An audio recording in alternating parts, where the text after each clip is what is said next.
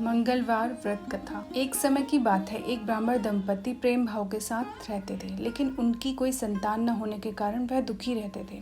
ब्राह्मण हर मंगलवार को वन जाकर हनुमान जी की पूजा करता था और संतान की कामना करता था। ब्राह्मण की पत्नी भी हनुमान जी की बहुत बड़ी भक्त थी और मंगलवार का व्रत रखती थी।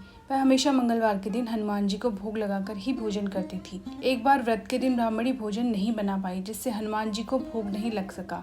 तब उसने प्रण किया कि वह अगले मंगलवार को हनुमान जी को भोग लगाकर ही भोजन करेगी। वह 6 दिन तक भूखी प्यासी रही और मंगलवार के दिन व्रत के दौरान बेहोश हो गई। ब्राह्मणी की निष्ठा और लगन को देखकर हनुमान जी बहुत प्रसन्न हुए और आशीर्वाद के रूप में एक संतान दी और कहा कि यह तुम्हारी बहुत सेवा करेगा। संतान पाकर ब्राह्मणी बहुत प्रसन्न हुई और उसने बालक का नाम मंगल रखा। कुछ समय बाद जब ब्राह्मण घर आया तो घर में बच्चे की आवाज सुनाई दी और अपनी पत्नी से पूछा कि आखिर यह बच्चा कौन है। ब्राह्मणी ने कहा कि हनुमान जी ने व्रत से प्रसन्न होकर अपने आशीर्वाद के रूप में यह संतान हम दोनों को दी है। ब्राह्मण को अपनी पत्नी की इस बात पर विश्वास नहीं हुआ। एक दिन जब ब्राह्मणी घर पर नहीं थी तो ब्राह्मण ने मौका देखकर बच्चे को कुएं में गिरा दिया। जब ब्राह्मणी घर लौटी तो उसने मंगल के बारे में पूछा। तभी पीछे से मंगल मुस्कुराकर आ गया और ब्राह्मण बच्चे को देखकर आश्चर्यचकित रह गया। रात को हनुमान जी ने ब्राह्मण को सपने में दर्शन दिए और बताया कि यह संतान तुम्हारी है। ब्राह्मण सत्य जानकर बहुत खुश हुआ। इसके बाद ब्राह्मण दंपति प्रत्येक मंगलवार का व्रत रखने लगे। शास्त्रों के अनुसार जो भी मनुष्य